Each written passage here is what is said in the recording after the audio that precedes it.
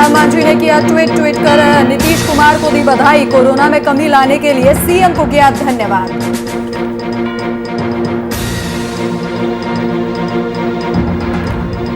मऊ में बीजेपी नेता सरकार के नियमों की उड़ा रहे धज्जियां। आलोक जायसवाल लगा रहे बार बालाओं के साथ ठुमके। सोशल डिस्टेंसिंग की उड़ाई गई धज्जियां। यास तूफान ने किसानों पर बरसाया कहर।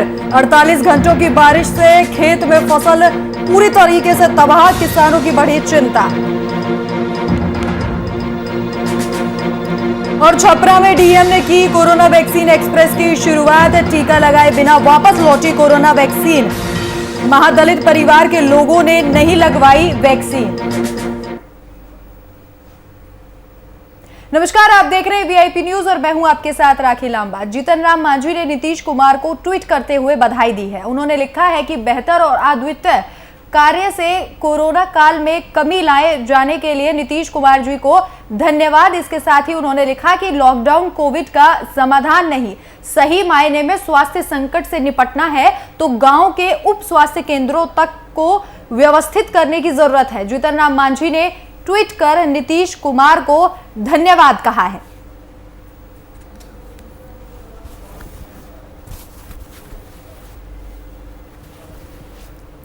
तो इस खबर पर ज्यादा जानकारी के लिए हमारे संवाददाता कुमार गौतम हमारे साथ फोन लाइन पर जुड़ गए हैं। कुमार, एक तरफ जीतन राम मांझी ने ट्वीट करते हुए नीतीश कुमार को बधाई दी है, इसी के साथ उन्होंने ये भी लिखा है कि लॉकडाउन समाधान नहीं है, इसके आगे भी कुछ उचित कदम उठाने पड़ेंगे।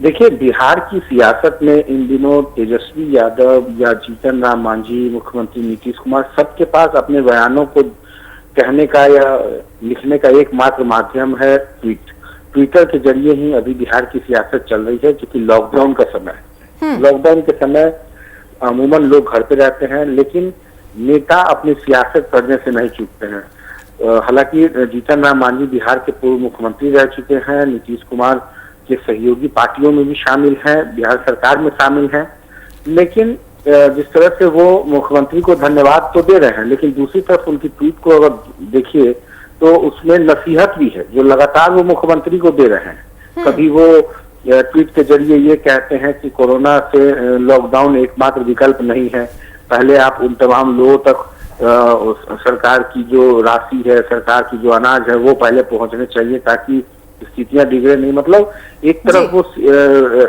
आम जनता की राजनीति करते हैं और दूसरी तरफ लॉकडाउन के बाद जो संक्रमण का आंकड़ा जो कमा है उसके लिए मुख्यमंत्री को बधाई भी दे रहे हैं, लेकिन अपनी बात कहने से फिर गुरेज भी नहीं करते। तो ट्विटर के जरिए जीतन राम मांझी प्रतिदिन कुछ नई बात भी कहते हैं, सरकार से मांग करते हैं, सरकार को नसीहत देते हैं और सरकार को धन्यवाद भी देते हैं। क्योंकि उनको पता है सरकार में बने रहना है, तो इस तरीके की बयानों को ट्विटर के माध्यम से कहना होगा, तभी राजनीतिक सक्रियता भी नजर आती है। तो ये दौर है जहां कभी विपक्ष पे हमला करना हो, कभी सत्ता पक्ष पे अपनी बात रखनी हो, तो ट्विटर के जरिए। और इस वक्त लगातार जो कोरोना का ग्राफ गिर रहा है बिहार के अंदर, आप देखिए कि टोटल 1000-2000 के अंदर जो आंकड़ा है रोज नए संक्रमण का, वो कभी 20,000 हुआ करता था। तो कहीं ना कहीं लॉकडाउन का फायदा हुआ है, उसका असर है, इसलिए उन्होंने मुख्यमंत्री को बधाई दी है। लेकिन ये वही जीतन राम मांझी हैं जिन्होंने लॉकडाउन लगाने से पहले पेच लगाया था। उन्होंने कहा था कि लॉकडाउन लगाना विकल्प नहीं है, क्योंकि इससे गरीबों का नुकसान होता है, जो लोग रोज कमाने और रोज खाने वाले लोग हैं उनको दिक्कतें होती हैं। लेकिन मुख्यमंत्री नीतीश कुमार ने कड़ा फैसला लिया और लॉकडाउन के निर्णय की सराहना लगभग सभी दलों ने किया है। लेकिन अब आगे इसका विस्तार न हो, इसके लिए भी सरकार को सोचना होगा, कुछ रियायतें देनी होगी, कुछ छूट देना होगा। क्योंकि पहले 15 दिनों का, फिर 10 दिनों का, यानी 25 दिनों का, लगभग 1 महीने का लॉकडाउन पूरा हो रहा है। और इस लॉकडाउन के बाद सरकार क्या स्टैंड लेती है, आगे लॉकडाउन किस तरीके से बढ़ाती है या फिर क्या रियायतें देती है, ये सरकार का विशेषाधिकार है। लेकिन इतना जरूर है कि ट्विटर अटैक के जरिए मांझी ठीक है कुमार, बिल्कुल जिस तरीके से लॉकडाउन के जैसे अहम फैसले लिए गए, बिहार में कोरोना संक्रमण दर को काफी हद तक काबू कर लिया गया है। तमाम जानकारी हमारे साथ साझा करने के लिए आपका बहुत बहुत शुक्रिया।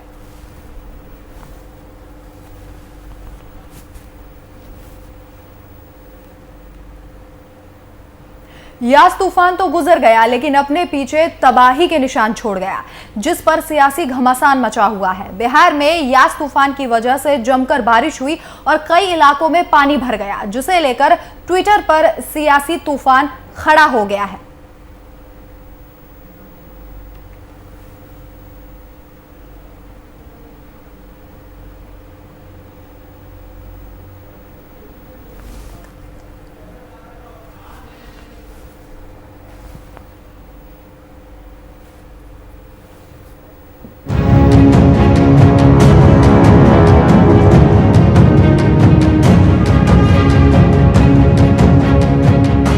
तूफान गुजर गया, सियासत चक्रवात आ गया।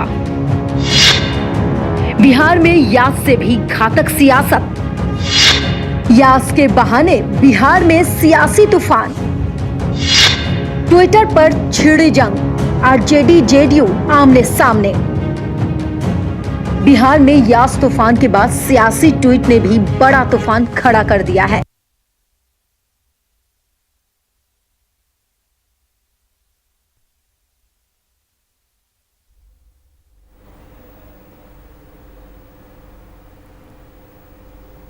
बिहार में जारी लॉकडाउन के बीच मुख्यमंत्री नीतीश कुमार ने लगातार 2 ट्वीट करते हुए लिखा कि राज्य के विकास में जीविका दीदियों ने महत्वपूर्ण योगदान दिया है। जीविका की ये यात्रा हम सभी के लिए बेहद प्रेरणादायक है। कारित मुजरिम माननीय लालू प्रसाद, जिनको अपने दल के विधायकों से संवाद करने में ऑक्सीजन लेवल नीचे चला जाता है और ट्वीट लेवल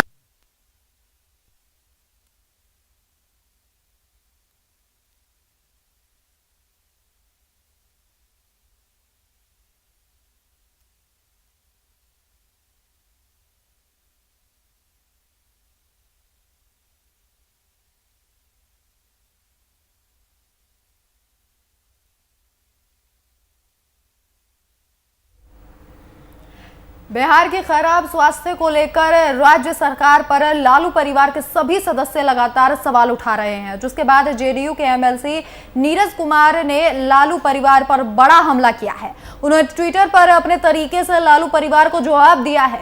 इसके साथ ही लालू के शासनकाल को याद दिलाते हुए लालू परिवार पर जमकर निशाना साधा।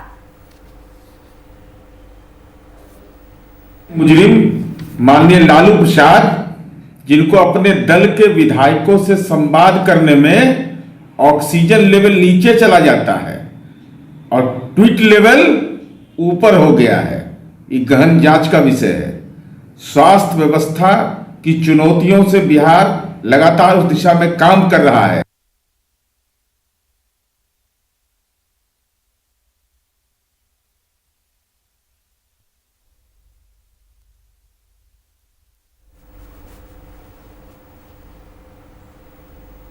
बिहार सरकार के पूर्व मंत्री और एमएलसी नीरज कुमार ने लालू प्रसाद यादव पर ट्वीट के जरिए तंज कसा है। आरजेडी की तरफ से बयान सामने आया है। आरजेडी प्रवक्ता मृत्युंजय तिवारी ने नीरज कुमार पर हमलावर होते हुए कोरोना काल में जनता के साथ गद्दारी करने का आरोप लगाया है।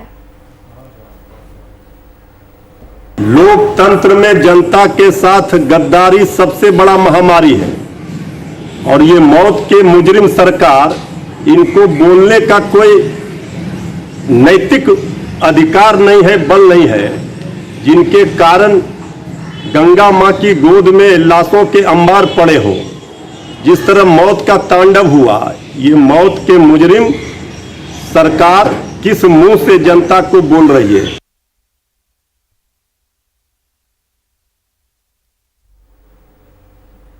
वहीं रांची नगर निगम नगर आयुक्त मुकेश कुमार शहर ने राजधानी रांची के अलग अलग चौक चौराहों के साफ सफाई का रात में निरीक्षण किया। इसके साथ ही स्ट्रीट डॉग को खाना भी खिलाया। वहीं नगर आयुक्त मुकेश कुमार ने बताया कि सफाई के अलावा मुख्य रूप से वैश्विक महामारी के कारण शहर में चल रहे हैं। एक हिस्सा जो है ऐसे स्ट्रीट डॉग्स का भी है और ऐसे कई जो है वैसे जानवर जो अपनी बात नहीं रह सकते हैं और या जिनके पास खाने का कोई इंतजाम नहीं है, और जो डिस्टिंक्ट इकोसिस्टम था जिसकी वजह से इनकी फीडिंग हो जाती थी, किसी ठेले वाले की वजह से, किसी दुकान की वजह से, किसी होटल की वजह से, वो भी लॉकडाउन की वजह से पूरी तरह से प्रभावित है।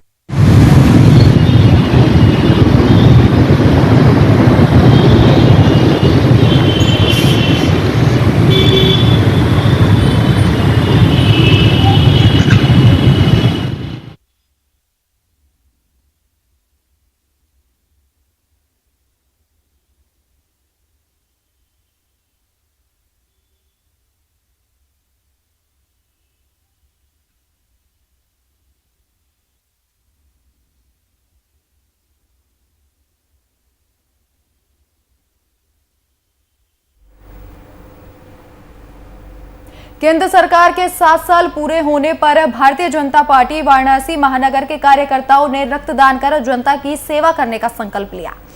इस कार्यक्रम में प्रमुख रूप से उत्तर प्रदेश सरकार में राज्य डॉक्टर नीलकंठ तिवारी, रविंद्र जायसवाल, महानगर अध्यक्ष विद्यासागर राय के साथ सैकड़ों कार्यकर्ताओं ने केंद्र सरकार के 7 साल पूरे होने पर रक्तदान किया और इसके साथ ही संकल्प लिया कि पिछले 7 साल में केंद्र सरकार जैसे जनता की सेवा कर रही है उसी तरीके से रक्तदान करके हम लोगों की भी सेवा करेंगे।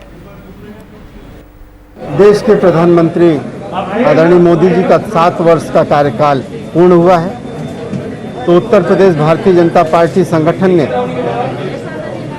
इस उल्लास को, इस उत्सव को देश के लिए और कुछ अर्पित करके और कुछ समर्पित करके मनाने का निर्णय लिया, जिसमें सभी ने तय किया कि मोर्चे के अपने युवा मोर्चा, महिला मोर्चा, अल्पसंख्यक मोर्चा और ओबीसी मोर्चा, सब मोर्चे के अपने युवा कार्यकर्ता रक्तदान करके देश के निर्माण में हमारी और सहभागिता हो। आदरणीय प्रधानमंत्री जी के नेतृत्व में केंद्र सरकार का 7 वर्ष, अभूतपूर्व 7 वर्ष पूर्ण हो रहा है। इस संदर्भ में जब भी 7 साल भर का कार्यकाल पूरा होता है, 6 महीने का कार्यकाल पूरा होता है, आदरणीय प्रधानमंत्री जी द्वारा एक परंपरा बनाई गई कि हम प्रत्येक साल पर, प्रत्येक 6 महीने बाद जो भी काम करते हैं उसका रिपोर्ट कार्ड जनता को देंगे। मोदी जी के कार्यकाल को हमारे सांसद और हमारे प्रधानमंत्री जी के कार्यकाल को 7 वर्ष पूर्ण हो गया है। अभी कोरोना काल में इतना ब्लड का ये जरूरी है और ब्लड देना सबको चाहिए, कोई ये नहीं है कि कोई उसमें हानि है। ब्लड देने से एक अच्छा ही रक्तदानी है, किसी और को जो जिनको ज़रूरी है उसको हम लोग ब्लड दे सकते हैं, उनको भी लाभ मिल सकता है ताकि वो स्वस्थ रहे। मेन कोरोना में यही कहा गया है कि स्वस्थ रहे, मस्त रहे, मास्क लगाए, ये उद्देश्य था।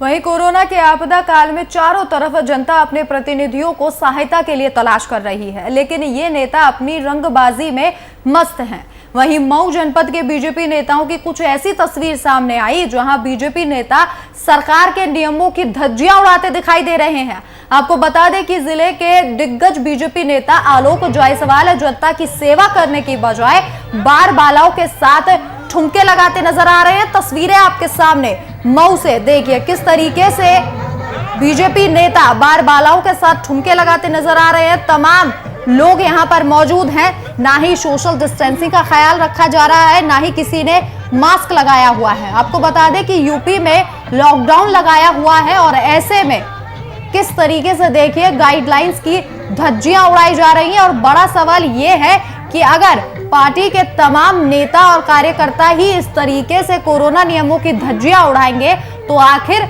आम जनमानस से क्या उम्मीद लगाई जा सकती है।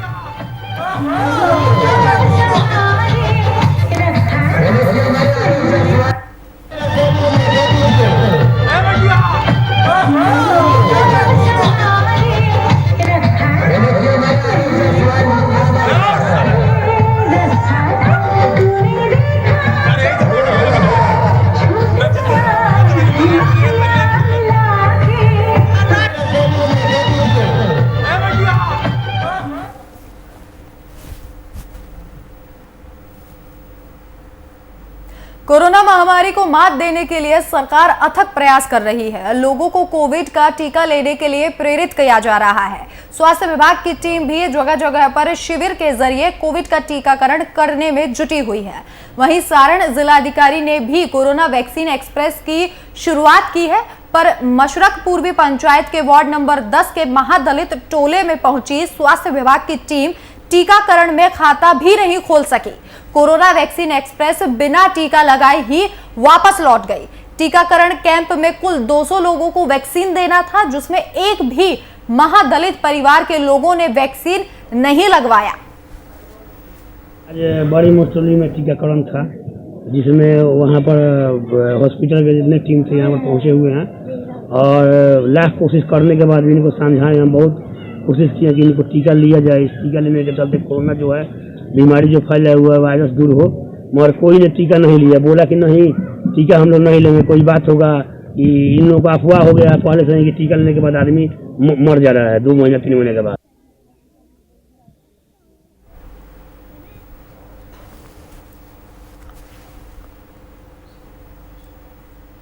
वहीं दुमका जिले के शिकारीपाड़ा थाना क्षेत्र में कोयले का अवैध कारोबार तेजी से फल फूल रहा है। वहीं पुलिस ने 25 बोरा कोयला लदा एक चाइना ट्रॉली को जब्त कर लिया है। पुलिस ने इस मामले में एक वाहन चालक को भी गिरफ्तार किया है।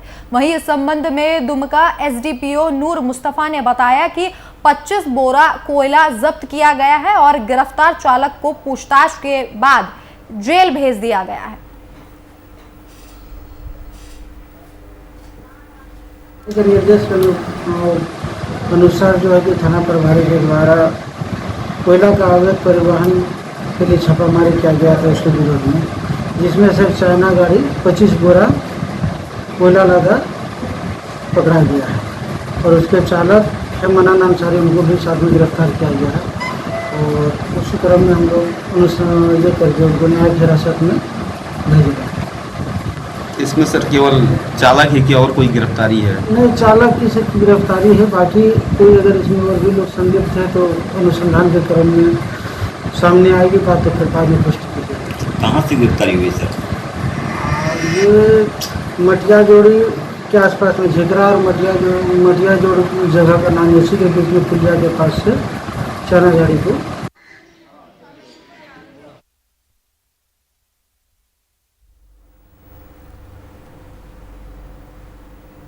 वहीं आज तूफान ने किसानों पर कहर बरसा दिया है। पिछले 48 घंटों की बारिश से खेतों में तैयार फसल पूरे तरीके से बर्बाद हो गई है, जिससे किसानों को भारी नुकसान उठाना पड़ रहा है।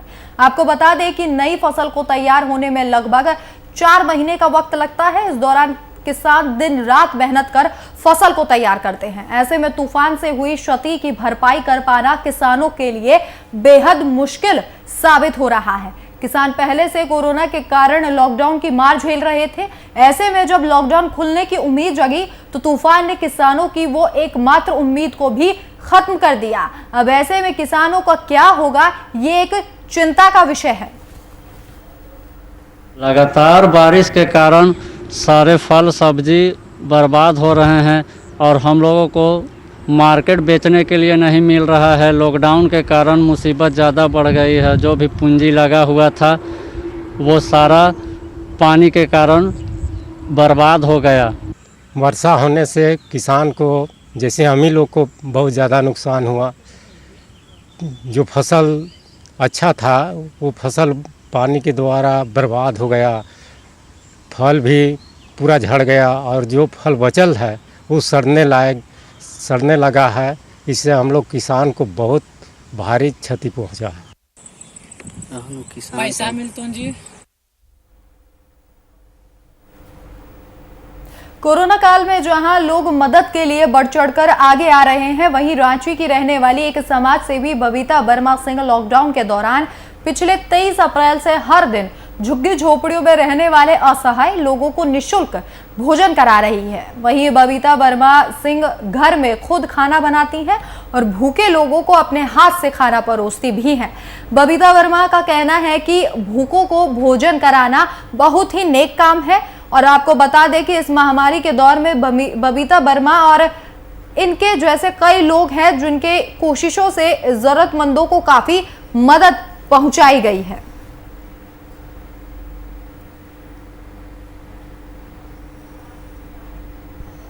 लोगों के बीच भोजन वितरण कर रही हूँ। लॉकडाउन जब से हुआ है तब से मैं खुद के हाथों से खाना बनाती हूँ और लोगों के बीच वितरण करती हूँ।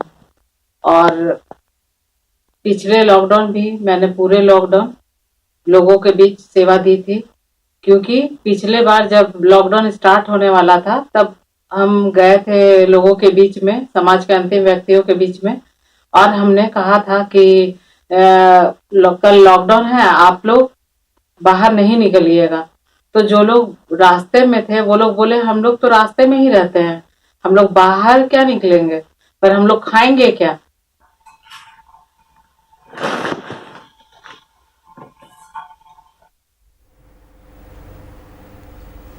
भागलपुर के Jawaharlal Nehru medical college and अस्पताल में मरीज के परिजनों ने जमकर बवाल काटा।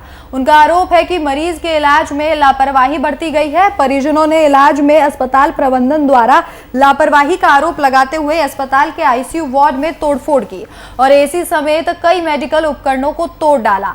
इतना ही नहीं, परिजनों और स्वास्थ्य कर्मियों के बीच जमकर मारपीट भी हुई है। घटना की सूचना मिलते ही मौके पर पहुंची पुलिस ने तोड़फोड़ करने वाले 2 आरोपियों को फिलहाल हिरासत में ले लिया है। तो अस्पताल मैनेजमेंट पर लापरवाही का आरोप लगाया गया है। आपको बता दें कि भागलपुर का ये पूरा मामला है। इसके बाद नाराज परिजनों ने अस्पताल के अंदर तोड़फोड़ की। फिलहाल पुलिस मौके पर पहुंची और वहां जाकर 2 आरोपियों को हिरासत में लिया है जिन्होंने अस्पताल में तोड़फोड़ की थी और फिलहाल दोनों से लगातार पूछताछ जारी है।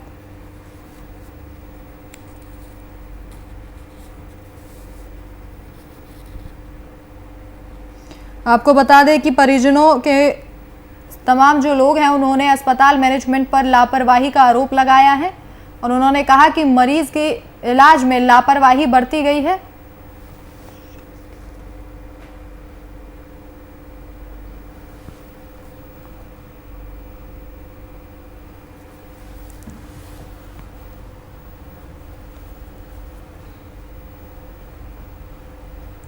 मधुबनी जिले के नगर परिषद के वार्ड नंबर संख्या 28 का मकान चक्रवाती तूफान और भारी बारिश की चपेट में आ गया और बस कुछ ही मिनटों में धाराशाही हो गया। वहीं मकान की दीवार को फटते देखकर घर मालिक अपने पूरे परिवार के साथ घर से बाहर निकल आया और देखते ही देखते चंद पलों के अंदर मकान ध्वस्त हो गया।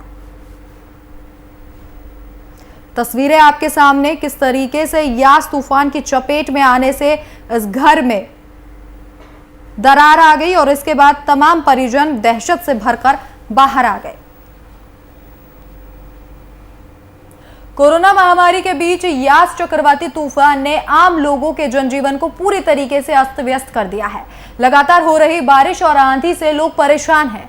मधुबनी जिले के भारत नेपाल सीमावर्ती क्षेत्र लोकही मुख्यालय से सटे जहुरी राजा चौक लोकहा के कई स्थानों पर बारिश का पानी घरों में घुस जाने के चलते कई घर गिर गए हैं। हालांकि कोई भी जान माल का नुकसान नहीं हुआ है, लेकिन घर में रखे सामान पूरी तरीके से बर्बाद हो गए हैं। लोग घर छोड़कर दूसरे की जगहों पर शरण लिए हुए हैं। फिलहाल प्रशासन की ओर से कोई भी व्यवस्था लोगों के लिए नहीं की गई है।